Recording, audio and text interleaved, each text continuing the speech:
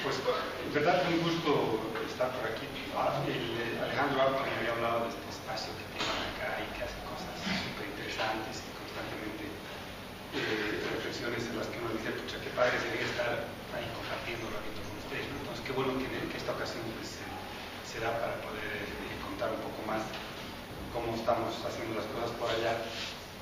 Y además ha sido muy rico esto cuando Alejandro me decía que podríamos platicar acá un poco como lo planteó esta historia del lamento, ¿no? Que yo le dije, no lamento porque como soy boliviano de origen, es el lamento boliviano, y me resonaba, no el lamento boliviano, pero sí esto de volver sobre mis pasos, digamos, que poníamos ahí, pero sobre todo pensando un poco en que las investigaciones dejan un montón de cosas afuera, que son las cosas en las cuales uno se ha metido o ha errado de plano, o le han abierto nuevas pistas, y que realmente te permiten hacer un balance, digamos, sincero y autocrítico, si es que uno quiere hacerlo, porque normalmente uno oculta, digamos, los errores, los huecos o las pistas que te han abierto determinadas cosas, determinadas experiencias. Y tratar de hacer eso es como que muy rico, ¿no? Cuando me decía Alejandro, a ver, pensemos sobre eso, es perfecto, porque cuánto mejor que tener un espacio para pensar realmente esos tropezones, digamos, o esas maneras en las cuales uno se mete y cómo va y cómo viene. Y eso es lo que he hecho un poco ahorita, tratando de pensar eso, de releer un poco el texto, que además se publicó hace ya 2 años, un poco releerlo a la luz de las cosas que se han abierto, las cosas que se han cerrado.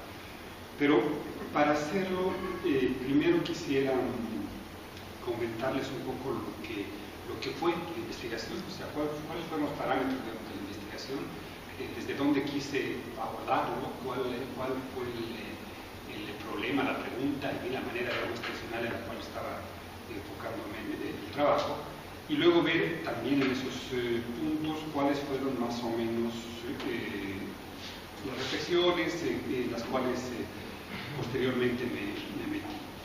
Bueno, lo primero es, esta es una investigación que nace, por lo va de la mano de mi inserción en la UNAM. Yo estaba trabajando en el Colegio de Michoacán, en otro lugar en México, y en cuanto voy a la UNAM, en cuanto me inserto a la UNAM, con todo un protocolo que hay en particular ahí en la UNAM, tenía que meter un proyecto. Entonces meto un proyecto que es finalmente el que me ha acompañado desde 10 años en la UNAM, que me ha acompañado prácticamente desde el principio hasta ahorita, o sea, hasta hace 2 semanas que he vuelto a mirar cosas ahí en esta colonia. Pero eso nace finalmente con la problemática, se va armando a partir de una primera experiencia, digamos, que tuve cuando estaba en Guanajuato, cuando era profesora de la Universidad de Guanajuato, donde una chica viene y me dice, un estudiante me dice, tengo una virgen que va a llegar a mi casa. Entonces, saber cómo está lo de la Virgen, ¿no? Es una Virgen que va y que viene, que está en el barrio. Pues qué padre, a ver cómo es, cuándo es. Y a partir de ahí empiezo a meterme a la idea de la Virgen que va a llegar a su casa y entrevisto a la persona que era dueña de la Virgen, y voy y sigo con la Virgen por ahí a hacer un par de entradas. Y digo, aquí hay algo que está interesante, aquí hay algo que me está llamando la atención y que me está convocando a tratar de explicar cosas que hasta el momento no las había visto de esa manera. Tratar de ver qué pasaba con la Virgen, cómo la recibían, quiénes la recibían, qué tipo de acciones le hacían, qué rol jugaba la Virgen y qué rol había entre el sacerdote que estaba ahí metido y el dueño de la Virgen. En fin, ahí se me armaba de una cosa muy rica que después se publicó ya como un artículo y que creo que es de las cosas más interesantes que he podido ver en el último tiempo, que más me ha llamado la atención y alrededor de lo cual he seguido haciendo cosas. Un poco con esa experiencia más bien de Guanajuato, de unos años antes de que me al DF, lo que digo es, voy a hacer una investigación en el DF, en la Ciudad de México, tratando de buscar más o menos eso que acababa de haber observado en Guanajuato. El problema era más o menos para ver qué está pasando por ahí. Entonces partió la cosa con un par de preguntas muy generales, en verdad, que las planteé así al principio. Decía, lo que me importaba era saber, en un contexto de mutación cultural, cómo viven su religiosidad los creyentes de la colonia Cusco y de manera más particular cuál es el dispositivo de sentido que construyen para administrar su fe. Ponía la pregunta más adelante también armada en la misma perspectiva, decía, ¿cómo viven la experiencia de fe los creyentes en un contexto urbano popular en el México de hoy? Concretamente, ¿cuáles son las limitaciones de las creencias en la colonia Ajusco del Distrito Federal? En términos teóricos, ¿qué categorías conceptuales ayudan a pensar mejor la experiencia religiosa en la colonia Ajusco? ¿Cuál es la idea de religiosidad cuál es la idea de religión que está detrás de esa experiencia? Así partía la investigación, bastante sencilla, bastante práctica, de una manera muy empírica, es decir, ¿qué tipo de religiosidad están viviendo estas personas acá? Quizás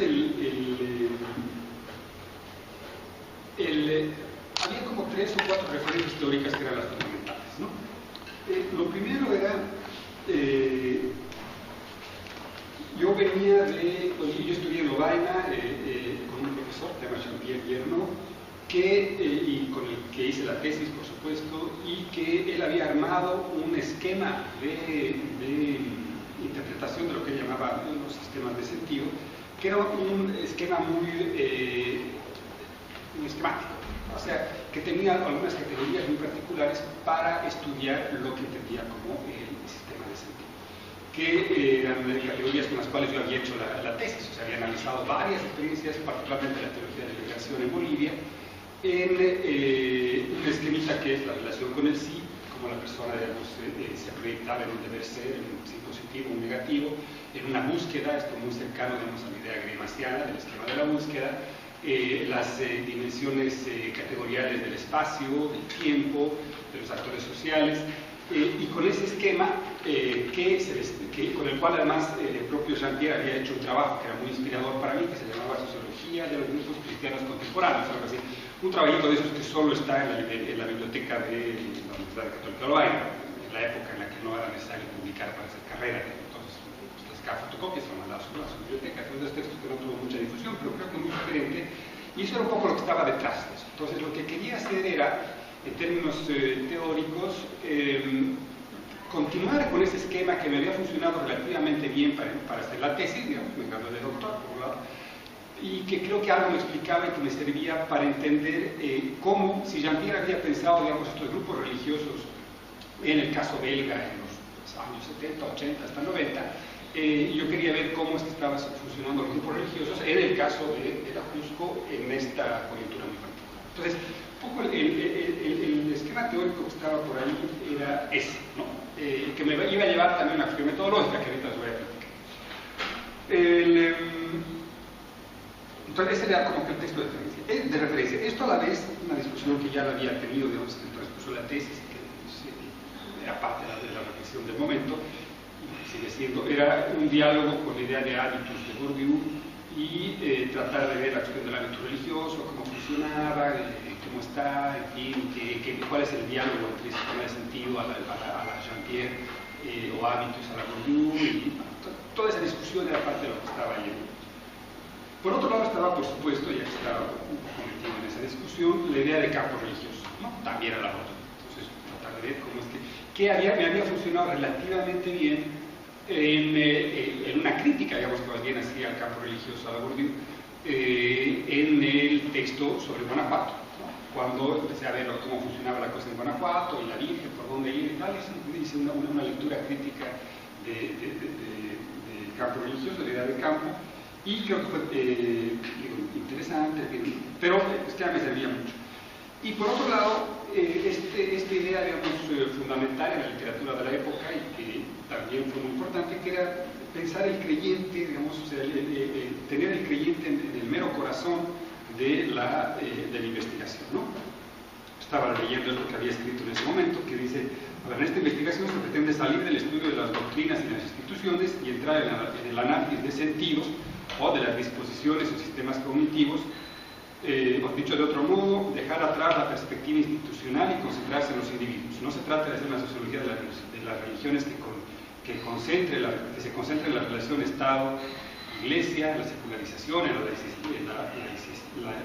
laicización, lo que se ha ocupado varios sociólogos en las últimas décadas, sino más bien impulsar una sociología de los creyentes, de sus maneras de encontrar respuestas religiosas en la vida diaria de sus disposiciones para dar sentido a sus prácticas. Se pretende, al estilo de Jean-Pierre Guerneau, escribir y analizar el modo de existencia de construcciones de sentido movilizadoras que asumieron los actores sociales concretos, entender cómo determinados creyentes construyen el sentido último de su existencia, particularmente en el ámbito religioso. Ese era lo que estaba finalmente en juego en términos teóricos, era hacia dónde me quería dirigir. Esa era la intención. Para hacer esto, en términos metodológicos, pues acudí a cuatro entradas, básicamente. Primero, a todo el tema de las entrevistas, ¿no? Porque dije, aquí voy a hacer una batería de entrevistas, unas 80 entrevistas con varios colegas, y voy a aplicar el método de análisis estructural de contenido. El método de análisis estructural de contenido, un método, digamos, que creo que ha sido muy interesante. De hecho, hay un libro que coordiné que se llamaba El sentido y el método, donde se resume más o menos esta perspectiva, que había sido bien interesante y creo que me había servido mucho en varios momentos, y que estaba directamente vinculada a la teoría de Jean-Pierre, que organizaba precisamente esta idea, digamos, del sentido, de la estructura del sentido, en estas categorías, estas dimensiones fundamentales, herederas o dialogantes con la perspectiva de Greimas y del esquema de la música de Greimas. Y que, digamos, era una relación directa entre teoría y método. Ahí es como funcionaba. Entonces, era el método de análisis estructural de contenido aplicado fundamentalmente a entrevistas. Entonces, mi concentración era hacer entrevistas, me la pasé entrevistando a gente, transcribiendo, haciendo transcribir, en fin, de distintos grupos, de distintas personas, pensando siempre en lo que Jean-Pierre había hecho. Jean-Pierre había hecho en su libro un asunto que era los católicos, digamos, revolucionarios, los cristianos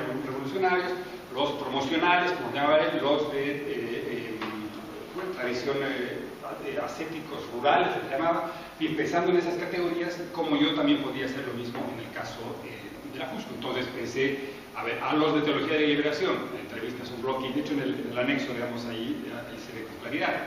¿Cuántas personas entrevisté de la gente de comunidades eclesiales de base? ¿Cuántos del mundo pentecostal? ¿Cuántos de los católicos conservadores? ¿Cuántos? Tratando de dividir en las categorías más tradicionales los creyentes que he de entrevistar, ¿no? Que de hecho ahí hay una pista que en realidad me salió por otro lado, pues, que voy a volver, digamos, después a los resultados. Entonces, bueno, eso como una era la herramienta fundamental, ¿no? La herramienta fundamental era el método de estructural de contenido. A la vez me aventé a hacer una encuesta, ¿no?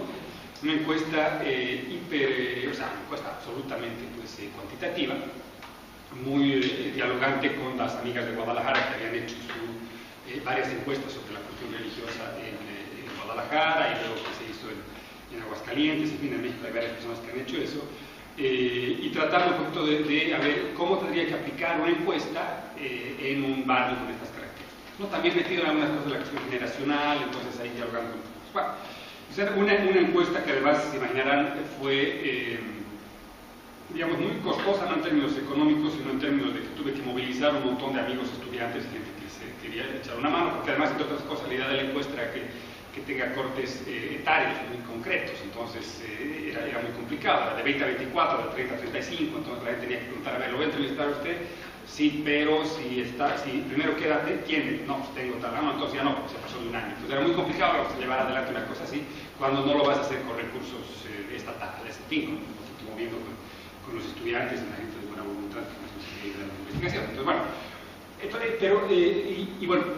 fue una encuesta que dio su resultado. Hay un capítulo que está ahí adentro con la encuesta. Después también voy a matizar, digamos, que la pregunta para qué tanto esfuerzo.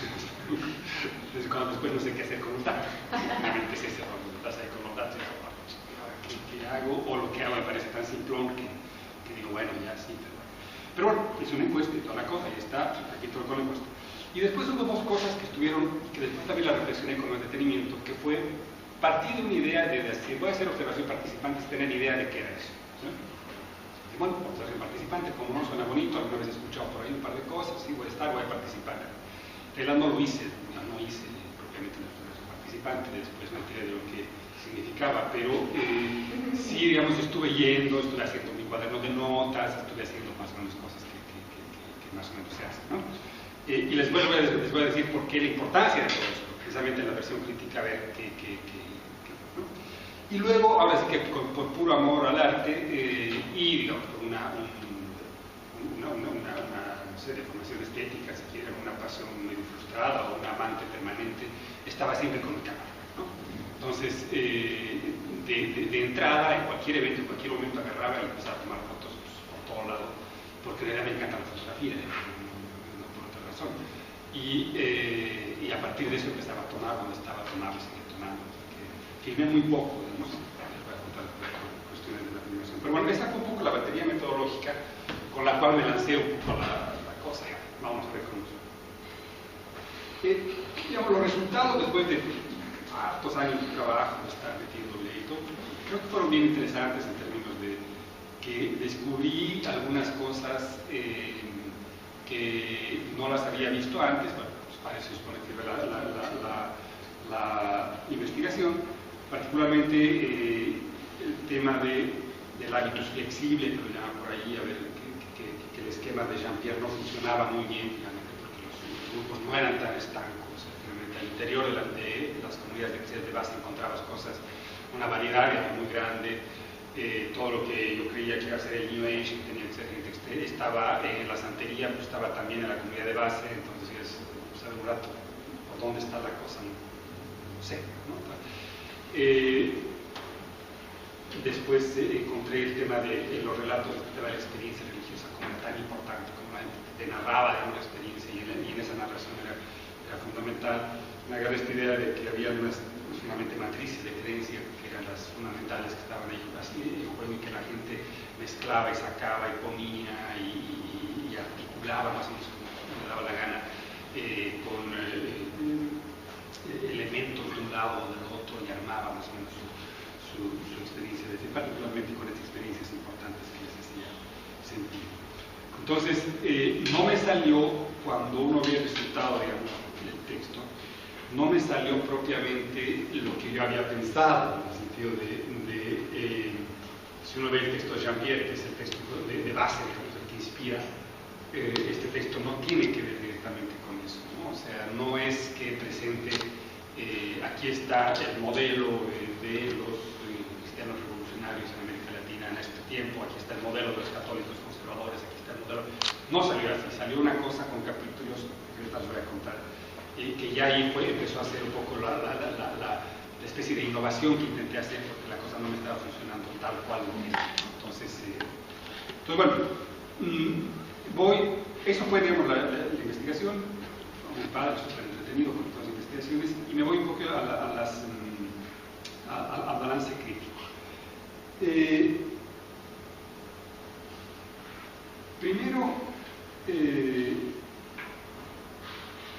Primero me encontré lo que les decía. El primer asunto con el que me enfrenté fue decir, a ver,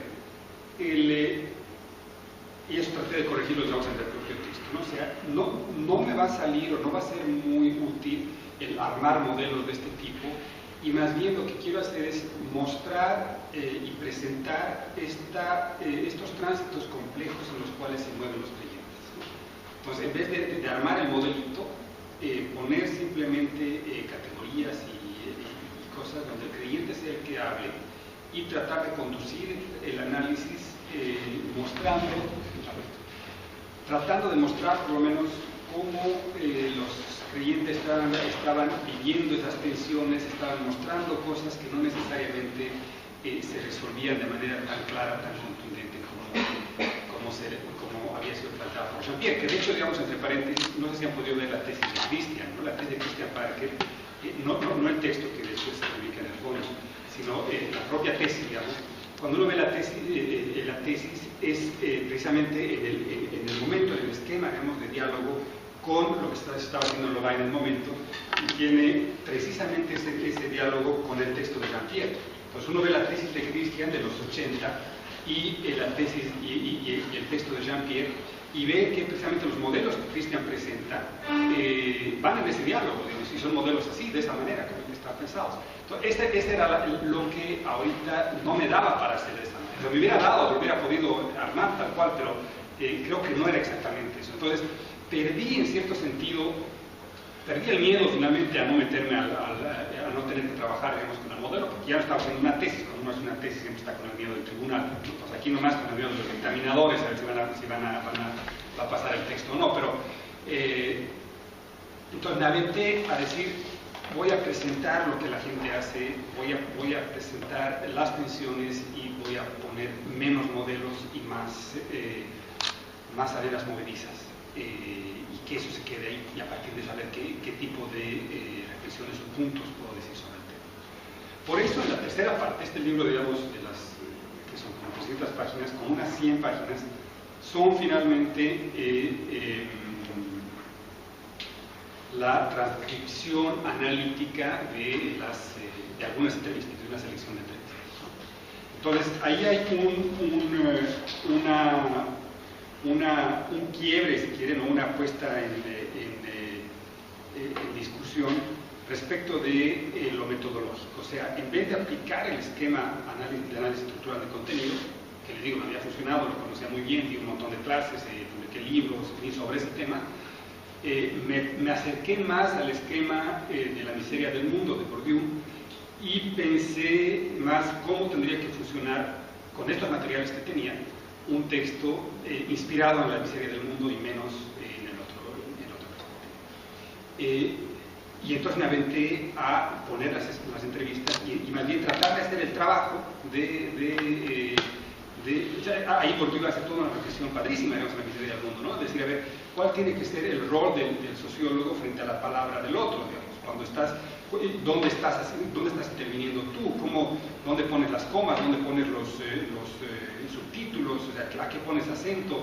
Porque no estás, bueno, eso ya lo trabajaba Bourdieu hace rato, no se trata de que estés amplificando la palabra del actor, sino que estás haciendo un trabajo también analítico, pero en ese trabajo analítico el trabajo analítico está en el momento en el que estás escribiendo y reescribiendo lo que ha pasado, ¿no? Y ahí, a partir de eso el actor te está diciendo cosas. Entonces, eso fue lo que hice. Entonces, un tercio del libro finalmente es el trabajo de trabajar con las entrevistas, de presentar las entrevistas, de ver hasta dónde, de ver qué, de poner subtítulos y después hacer algunas pistas analíticas respecto de qué cosas las entrevistas están diciendo. Entonces ahí hubo un ajuste que fue importante, metodológico y a la vez teórico. Otro asunto en términos también metodológicos y a la vez teórico fue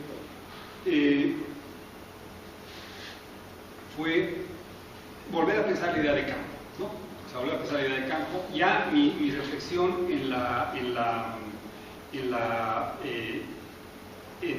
Guanajuato me había invitado a pensar, a salir un poco del esquema más tradicional de Bourdieu, pensando en Weber, en esto del padre, el profeta, el mago y el laico, y ahí fue donde planteé la idea de la gente para eclesial, ¿no?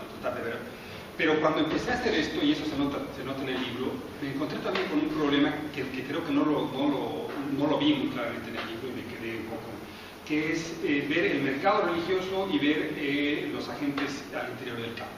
Y el libro hay una parte donde está así, el mercado religioso y los agentes. Por ahí hay una pequeña confusión, digamos, un problema teórico no muy bien resuelto, ¿no? Porque finalmente lo que más bien me llevaría a pensar ahora de manera más, posterior, es pensar cómo realmente cómo es que se conforma un campo religioso en un barrio, ¿no? Y en el barrio, ¿qué rol juega lo que yo en el texto estoy poniendo como mercado, ¿no? O sea, con la persona que vende una imagen y el sacerdote que está en el otro lado. Entonces, y claro, hay partes que son intermedias, porque ¿no? Hay alguien que, los de Santería, de la Santa Muerte, que venden algo, tienen su tienda, pero a la vez son administradores de lo religioso en el mismo lugar, o sea, tienen sus trabajos allá adentro, en fin. Entonces, esa idea, digamos, de mercado y de campo, que de hecho es trabajada de distintas maneras, incluso Bastián, digamos, trabaja esa idea de mercado que a mí no me gusta mucho la entrada, prefiero quedarme con el campo, pero creo que en el campo precisamente es ahí donde hay que ver ese tipo de cosas, o sea, la función de los agentes al interior de un campo con características absolutamente diferenciadas, ¿no?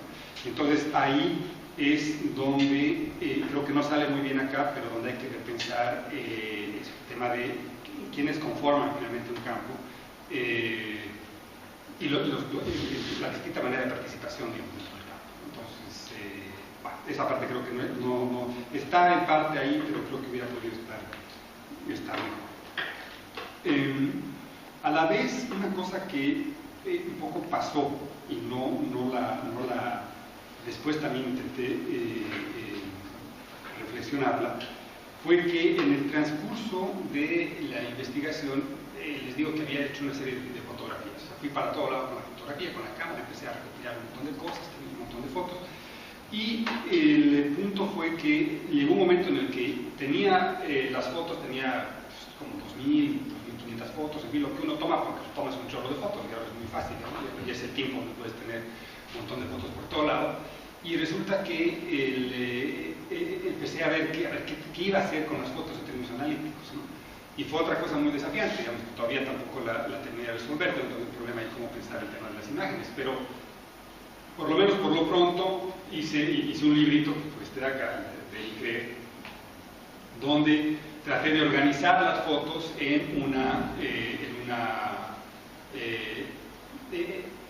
temas, así de simple, en temas particulares alrededor de los cuales las fotos están diciendo algo. Entonces, a ver, qué dice de la gente, qué dice de las fiestas, qué dice, en fin. Entonces, salió de este tema de la foto como un elemento, digamos, muy importante. Luego salió el tema de la cartografía. O sea, resulta que cuando empecé a hacer, y esto muy inspirado en las amigas de Guadalajara, digamos, ¿no? Que ellas habían hecho un texto muy sugerente que se llama Guadalajara, una ciudad donde habitan muchos dioses, si no estoy mal. Que ellas hicieron un trabajo en todo Guadalajara, una bien grande. Estamos hablando de René de la Torre y Cristina Gutiérrez Zúñiga. Cristina Gutiérrez. Y otra podría más, pero bueno, hicieron un trabajo súper interesante donde hicieron una especie de cartografía de cómo estaban las iglesias en... Patricia Fortuny también fue. ¿Es ese o el trabajo o ese? ¿Mande? ¿El trabajo está Patricia Fortuny o fue el posterior? ¿Cuál? ¿Es el de Patricia que está Patricia Fortuny también?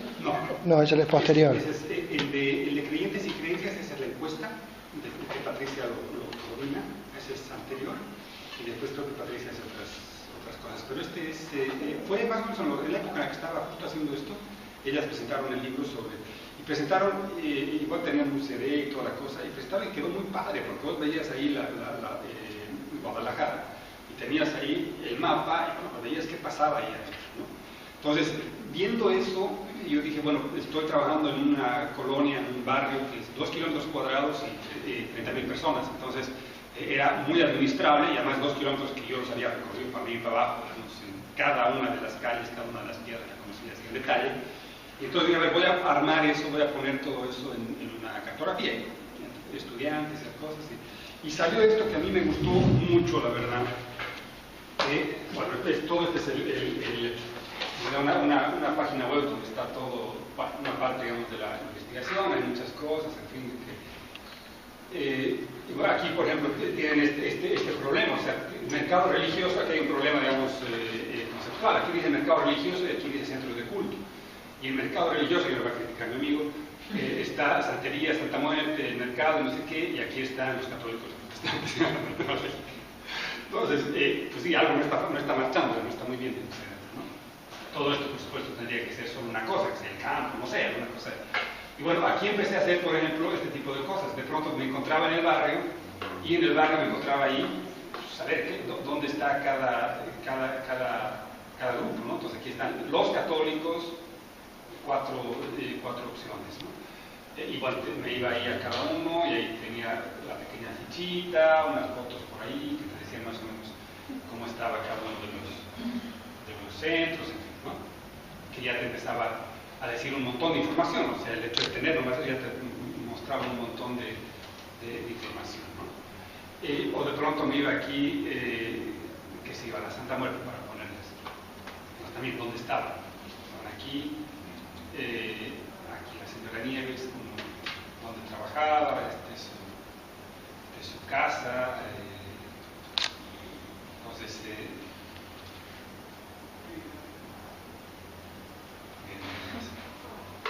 Entonces, bueno, y después me iba a la religiosidad popular, ¿no? Que ese era el otro tema, o sea, ¿por qué aquí? O sea, ¿dónde vas a meter qué y hasta dónde? O sea, hay un tema ahí que no está bien, o sea, no es una experiencia, no está pensando, ¿no? Entonces te vas aquí a la religiosidad popular, aquí claro, ves a los altares, y esto era ya especialmente llamativo. Entonces, cuando te metías a los altares, resulta que los altares es lo más importante. Y aquí salía de un sitio así como muy padre, te vas ahí y ves, esta foto está malísima. Normalmente todas las fotos están bien. Ah, no, pero es que no es que esté mal, sino que... Ah, no, aquí está. Ahí va, y entonces están las capillas, ¿no? De cada lugar, los altares. Y claro, ahí me empecé a dar cuenta de una serie de problemas. Por ejemplo, no sé cómo ustedes llamen las cruces, ¿no? Pero... ¿cómo le llaman a eso? En México no hemos tenido, o sea, se llama capillas, pero no es exactamente capillas, o capillitas, o que altarcitos de la calle, y hasta ahorita México, con todo lo que hemos hecho, ¿no? Ermitas, después otro amigo que ¿cómo se ha llamado? Los humilladeros, o algo así, que también buscándose no sé dónde la palabrita, entonces, bueno, los sociólogos de la religión en México no hemos terminado finalmente ni siquiera de hacer una definición clara de qué es eso, porque no es exactamente igual que una capilla, no es exactamente, o sea, qué es eso que está en el mero corazón de la experiencia religiosa mexicana. Bueno, todavía no se ha definido de manera un poquito más. Pero bueno, fíjense aquí, era brutal cuando te metías a todo este, ¿no? O cosas así que también son bastante simpáticas cuando ves aquí las procesiones y de pronto, esto es solamente algunas, digamos, de unas cuantas procesiones que he podido ver, porque hay un chorro, que suceden en el... Aquí había una muy linda que me la hizo un estudiante, que era el seguimiento de, a ver si aparece, de Cristo Rey. Esta era una...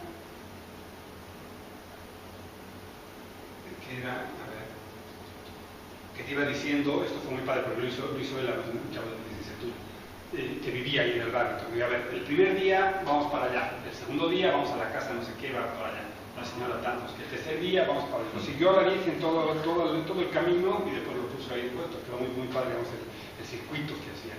Entonces, bueno, todo esto en realidad salió y que sí, todo esto en realidad fue una parte que no estaba planeada, no lo había pensado, y de hecho recién, hace poco, empecé a hacer lecturas sobre qué significaba el tema de resemantizar el espacio, digamos, o sea, tratar de ver, finalmente aquí hay una teoría del espacio, o sea, hay algo que está pasando con el espacio religioso, y hay una parte teórica, digamos, que se ha trabajado, hay mucha gente que ha hecho esas cosas, hay cosas bien interesantes alrededor de cómo es que el espacio adquiere un sentido, qué sentido tú le das al espacio, ¿no? Y todo eso está fuera del libro, está en un artículo que recién, bueno, ni siquiera está muy bien, está parte, digamos, de eso, en artículos recientemente publicados, pero ahí hay una cosa que era muy importante que visitar la revista, ¿no? y que fue saliendo a partir de lo que estás trabajando, ¿no? Luego,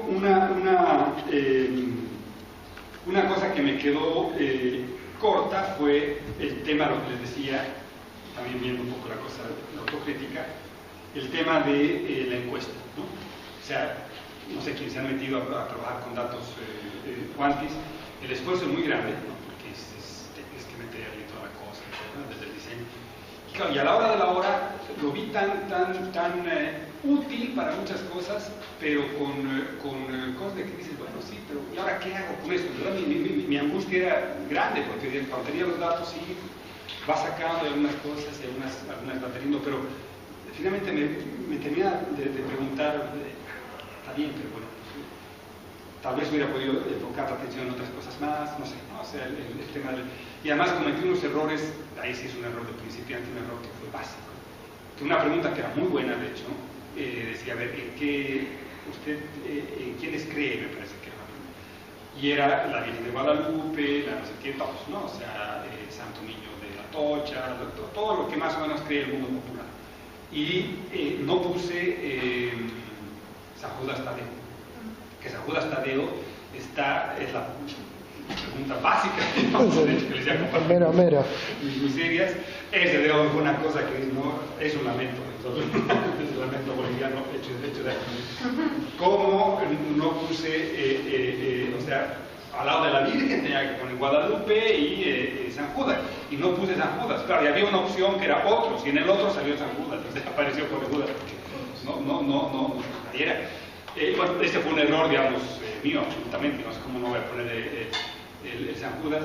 Pero bueno, después algunas cosas interesantes que se lograron, traté de hacer incluso una tipología que no está, o sea, creo que la intención no está mal, pero tampoco es así que ilumine mucho. Creo que una tipología de los el tipo de creyentes y tal, que algo dice, digamos, pero no me termina de... Y algunos otros datos, bueno, varones y mujeres, lo de jóvenes sí era alguna cosa más, pero no terminaba de decir nada que sea un poquito más, no sé, más fuerte de lo que ya se sabía a partir de varias encuestas. Entonces tengo dudas de aquí una tipología del comportamiento religioso por grupos etarios. Sí, puede servir para muchas cosas, pero digamos, me hubiera quedado con una. Está bien. Pero es una... Ahora, hay una parte que sí como que la fui descubriendo después, ¿no? Fue ahora sí que en mi estancia neoyorquina, René de la Torre me pidió, o sea, me invitó a escribir un texto sobre la fiesta, ¿no? Y ahí fue una de esas invitaciones padrísimas y a la vez desafiantes, donde me dijo, a ver, ¿por qué no haces un texto sobre la fiesta en la Ciudad de México? Y yo, no, bueno, puede ser sobre la fiesta en la Colonia Justo, que no conozco. Y entonces, a partir de ahí, me di cuenta de dos cosas. Primero, que no había escrito nada sobre la fiesta. En un libro de 300 páginas de la fiesta, lo fundamental para la cuestión religiosa, había unos pedazos, unos excursos, porque eso está padre del libro, que hay unos excursos, pedazos así medio que al margen, que no son exactamente el texto, pero en los que me permito, pues hay uno que estaba leyendo ahora en la mañana, hablar de Silvio Rodríguez y de Café Tacuba, ¿no? Irresponsablemente, porque no tengo por qué citarlos, a no sé quién, al autor, no, hablaba de los discursos, de pedacitos así más libres, digamos. Y claro, me dice que haga algo sobre la fiesta, y me doy cuenta que primero no había escrito sobre la fiesta, en todas las páginas no estaba una reflexión sobre la fiesta, y luego me empiezo a dar cuenta que la cantidad de materiales que tenía sobre la fiesta eran grandes. Estaban en algunos discursos, en algunas cosas, pero tenía mucho más. Entonces, me había pasado de lado por algo que estaba en el mero corazón, que era el tema de la fiesta. A la vez, ahí es donde me di cuenta que finalmente, al tratar de organizar el texto para René, o sea, para hablar de la fiesta, y además justo estaba en Nueva York, estaba en Columbia, como en un ambiente, digamos, de leyendo cosas sobre etnografía, muy clavado en esas cosas, y escuchando cosas interesantes. De pronto me empecé a dar cuenta que la cantidad de materiales que tenía un asistente que en México que estaba en México en ese momento, era en realidad materiales para hacer una etnografía, que no había sido pensada de esa manera, porque digo, había puesto que estaba haciendo observación participante, pero bueno, pues ni siquiera lo había discutido, si era esto observación o de etnografía o qué, o esa discusión tan compleja que hay. Y al final me di cuenta que la cantidad de materiales que tenía de observación directa y las cuestiones posteriores que este amigo estaba ahí, estaba filmando cosas, me daban para hacer algo que se podía inspirar mucho más de ese tipo de entrada metodológica, ¿no? Y entonces el texto ese que escribí sobre la fiesta, que está medio al margen, tiene más un toque etnográfico, digamos, tiene más un toque de una construcción distinta de los trabajos. Y al final me di cuenta además que en el camino de todo esto, que nunca lo había planteado así, porque tampoco había hecho lecturas en la reflexión sobre el método y la incorporación, digamos, o sea, había estado haciendo una especie de parenografía, si quieren, o una manera más libre de interpretación de eso, y y que finalmente eso me hubiera podido dar también otros elementos que en algunos momentos salen en el texto, pero que ya para las investigaciones futuras pues ya las tengo más incorporadas. Ahorita ya esto es claro que, por un lado, volver al análisis estructural siempre es práctico, siempre es útil, siempre es generoso en las cosas que te puede alumbrar, pero a la vez en la otra serie de cosas que están más bien en una sensibilidad etnográfica son completamente importantes, interesantes y útiles a la hora de hacer la construcción de tus textos, ¿no? Entonces,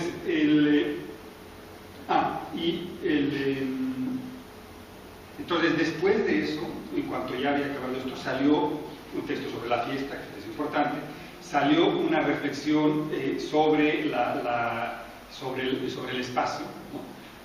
Sobre esta cuestión del espacio, pero también salió otra reflexión que es, me gustó mucho, que es juntar la foto, la observación, la entrevista en el tiempo, ¿no? Que es una, no voy a meter mucho en eso porque eso va para largo, pero el que es observar una piedra. Aquí está solamente una parte, digamos, de todo esto. A ver, ¿cómo es? Aquí el monumento, evolución del monumento a la piedra. Aquí se queda hasta el 2015. Bueno, aquí es una piedra, vamos a ver si hay algunas fotos. Y es toda la reflexión sobre esta piedra, esta peña. Que claro, vamos a poner aquí para que vean en su momento más esplendoroso, que es lo que le da la portada al libro. Entonces resulta que esto de acá, que es lo que le da la portada, resulta que es una piedra, la observación de un objeto, y es observar, entrevistar a la gente al lado y observar en el tiempo qué ha pasado con esa piedra, ¿no? O sea, cómo ha nacido, ha muerto, y claro, cuando tienes, ya tengo 10 años de estar observando eso, la última observación fue hace 2 meses antes de venir, y claro, y empieza a acumular y a tener cosas y decir, no, bueno, pues algo está pasando ahí adentro, algo ha sucedido que es especialmente interesante, que hay que pensarlo, y hay que pensarlo desde otro lado, y que la perspectiva metodológica, incluso teórica que tenía, no me da tanto cuenta de eso, me dan otros elementos que tengo que verlos, ¿no? Finalmente también quedó esto que les he mostrado acá, digamos, de pensar la cartografía. O sea, ¿para qué sirve, digamos, toda una cartografía? ¿Qué están haciendo? Que los geógrafos han trabajado mucho, los geógrafos humanos tienen varias cosas sobre eso y tienen programas, y ahora con todo esto que me lo hizo un estudiante hace unos 4 años, una cosa de 5, con mucho esfuerzo y empeño, ahorita me lo está haciendo otro estudiante en Google Maps, ¿no? O sea, 2 patadas, agarre, pone las fotos, en fin, ya no es lo que esto era más o menos impactante, digamos, presentado hace 4 años, ahorita, digamos, ya cualquiera lo hace, es muy rápido, pero bueno, ahí hay cosas que pensar que no habían. Luego, me quedó una parte, digamos, hiper clave, que no está para nada trabajada, o sea, que quedó que es el tema de los niveles de la experiencia religiosa en los soportes o los lugares, digamos, o sea, en el espacio finalmente, que el nivel más macro, digamos, en el espacio urbano, pensar en los lugares en los cuales se concentran para en el caso de México, la villa, ¿no? Hasta la Virgen, en fin, los lugares más meso, ¿no? O sea, los del barrio, las capillas, estos lugares ahí que son. Y el otro lado que quedó completamente afuera y que hubiera podido, hay algunas cositas más que salen por ahí que hubiera podido centrar y que, bueno, es agenda para el futuro, es el altar de la casa. Resulta que en varios momentos de los que me metí a las casas y cuando entrevisté a mucha gente, el altar de la casa era un lugar fascinante de recreación de la cuestión sagrada y de vincular mil cosas. O sea, entré a casas, tuve la suerte, la oportunidad, digamos, de entrar a casas donde estaba el altar, y de pronto alguien lo mostraba, y estaba la foto de no sé quién, y después estaba el otro. O sea, en el altar sucedían un montón de cosas, ¿no? Pero claro, yo estaba concentrado en la entrevista, entonces pasábamos por el altar, hablábamos de otras cosas, nos íbamos a la entrevista, grababa y miraba la entrevista. Y eventualmente había tomado 2 o 3 fotos sobre el altar, pero no me concentré en el altar. O sea, y el altar, sin embargo, es un lugar ahí que realmente pueden pasar miles de cosas y que es una agenda pendiente que ojalá alguien le meta por ahí otra vez. Bueno, en realidad es eso, esa ha sido un poco la experiencia de este libro, de esta investigación, con sus luces y sombras. A mí, de verdad, me ha representado una especie de investigación bisagra, ¿no? En el sentido de que después de esto ya me he puesto más atrevido, o sea, después de estar, o sea, de haber salido, digamos, muy acartonado del doctorado, como uno sabe, pues, haciendo un doctorado como debe ser, o sea, pensando siempre en que el tribunal te tiene que visitar, entonces, pensar, digamos, bueno, así lo hice yo, pensando en el tribunal más que otra cosa. Este fue como que un texto bisagra que me hizo más meterme a la realidad sin pensar en el tribunal, pero tratando de pensar en explicar algunas cosas y ver cuáles eran los límites de todo lo que había aprendido y tal. Y el siguiente libro que ahorita ya está esperando el tiempo de la UNAM, que es un tiempo, digamos, que hay que tenerle paciencia, y está aprobado y toda la cosa, es un libro más transgresor también, creo que es sociología, defiendo que es sociología, pero es un libro sobre mi barrio en La Paz, ¿no? O sea, soy boliviano, entonces es un libro sobre mi barrio en La Paz, no tiene que ver sobre religión, es un libro donde entrevistó a mi mamá, donde entrevistó a mi hermana, sobre la transformación del barrio en La Paz, en la era de Evo Morales, entonces cómo se han movido todos, es una locura.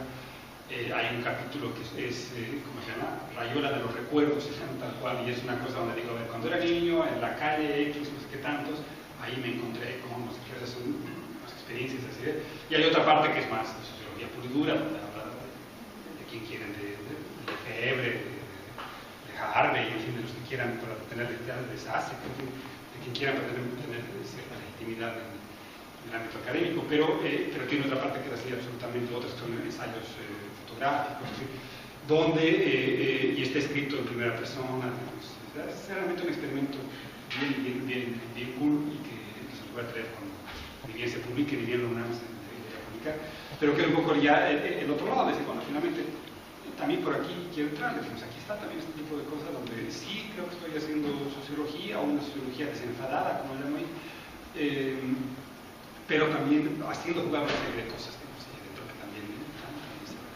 Pero bueno, eso en términos de por dónde estoy ahorita es así como que un texto bisagra que abre hacia esas cosas, que deja otras cosas vacías y que ahorita, ya volviendo a la sociología de la religión más pura y dura, estoy tratando de uno de los problemas que salió directamente aquí en el texto fue el concentrarse en una colonia urbano-popular.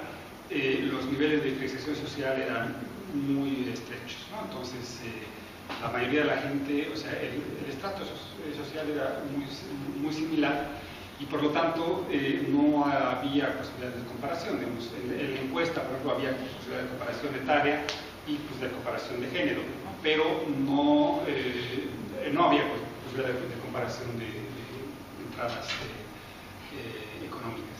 Entonces ahorita lo que estoy haciendo es empezar una investigación hiperpreliminar sobre cómo estaría el paisaje religioso, la experiencia religiosa, en una colonia que es el contrapunto de esto, ¿no? Una colonia igual en la Ciudad de México, pero que es absolutamente fresa, como decimos en México, o sea, sin que sea la mera élite, digamos, no es el lugar donde está, qué sé yo, los presidentes, porque ahí de plano son calles demasiado grandes y tienes demasiados puentes antes de llegar a cualquier lado.